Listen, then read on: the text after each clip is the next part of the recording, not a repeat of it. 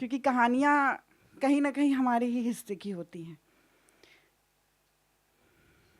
मैं खुले आसमान के नीचे बैठे किताबें पढ़ रही थी। किताबों में खुद को तलाश रही थी। वो क्या है ना, कविताएं लिखती हूँ, कुछ कहानियाँ भी लिख लेती हूँ और कहानियों में अपने किस्से को गढ़ लेती हूँ। वो मेरे सामने बैठे बस मुझे निहार रहा था। शायद मुझसे कुछ कहना चाहता था, अपनी बात, अपने ख्याल, अपने जज्बात या कुछ भी। उसने हल्की सी मुस्कान के साथ मुझसे कहा,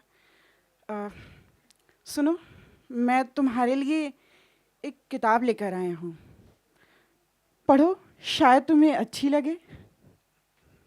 मैंने उसकी तरफ देखा और किताब को हल्के हाथों से थामा। उसने फिर कहा, क्या तुम पढ़ोगी नहीं? मैंने झंझलाहट के साथ बोला, देख तो रहे हो, अभी पढ़ ही रही हूँ, कैसे दूसरी किताब पढ़ सकती हूँ?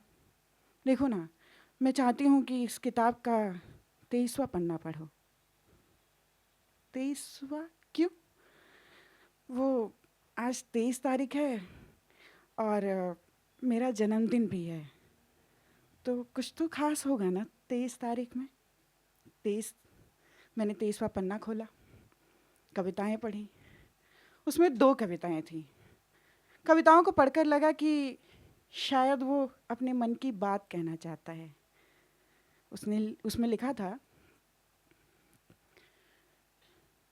प्रेम जब भी हमारे आंगन आता है, खुशियों को ले आता है, ढेरों खुशियाँ, खुशियाँ जो आँखों में चमक जाती हैं, होठों पर मुस्कान ले आती हैं, माथे पर सिंदूर बनकर दमक जाती हैं, और बिंदी जिसमें लालिमा अपना घर बनाती है, वो आजीवन हमारा साथ निभाती हैं।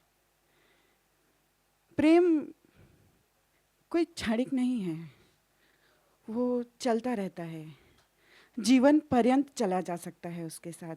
उनकी बाहों को थाम कर दूर तलक अपने आप को देखा जा सकता है, आसमान को लांघा जा सकता है, और नदी, पुल, समुंदर की जो बातें किया करते हैं उनको भी सुना जा सकता है। तो देखो, ये जो सुंदर लड़की कविता पढ़ रही है, उससे मैं कुछ कहना चाहता हूँ। जिस कवि ने ये कविता लिखी है वो तुम्हें बेहद पसंद करता है, तुमसे अपना सब कुछ कहना चाहता है, अपने घर की तुलसी बनाना चाहता है, अपने घर की लक्ष्मी बनाकर अपने जीवन में आजीवन तुम्हें रखना चाहता है। मैंने उससे कहा, क्या क्या ये तुम मुझसे कहना चाहते हो? क्या ये तुम्हारे जज्बात हैं जो किताबों में कहीं छलक रहे हैं? कविताओं के ज़रिए तुम मुझसे अपने दिल की बात कहना चाहते हो? तुम्हें तो पता है मुझे कविताएं कितनी पसंद है, मगर ये कविता तुम पढ़कर सुनाते तो मुझे बहुत अच्छा लगता। अगली कविता थी, देखो, मैं ये कविता पढ़कर सुना सकता था, अपने दिल का हाल बता सकता था, नदी, समुंदर और फूलों की बातें भी सुना सकता था, तुमसे अपना सब कुछ कह सकता था। लेकिन देखो ना, तुम्हारे माथे पर जो सिकुड़न है उसे मैं पहचान जाता हूँ। दूर कहीं जो खामोशी तुम्हारी आंखों में दिखती है उसे मैं समझ पाता हूँ। तुम्हारी आंखों में काजल की जगह आंसू अच्छे नहीं लगते, तुम्हारी होठों पर लिपस्टिक की जगह मुस्कान अच्छी लगती है। जानती हूँ होठों को रंग कर मुस्कुराने की नकली कोशिशें करती हो, मगर देखो ना, सादा चेहरा बहुत प्यारा लगता है तुम्हारा। तुम याद है उस रोज़ जब मुझे मिली थी तो कितनी सुंदर लगती थी, कितनी नन्ही नन्ही बातें किया करती थी, समुंदर की कहानियाँ गढ़ा करती थी।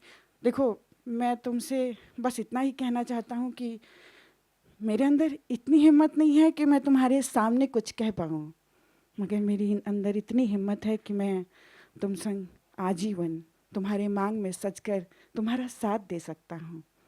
मैंने मुस्कुराते हुए उस किताब को थामा, गले से लगाया, उसके माथे को चूमा और आजीवन उसके साथ चलने को तैयार हो गई। बहुत बहुत शुक्रिया।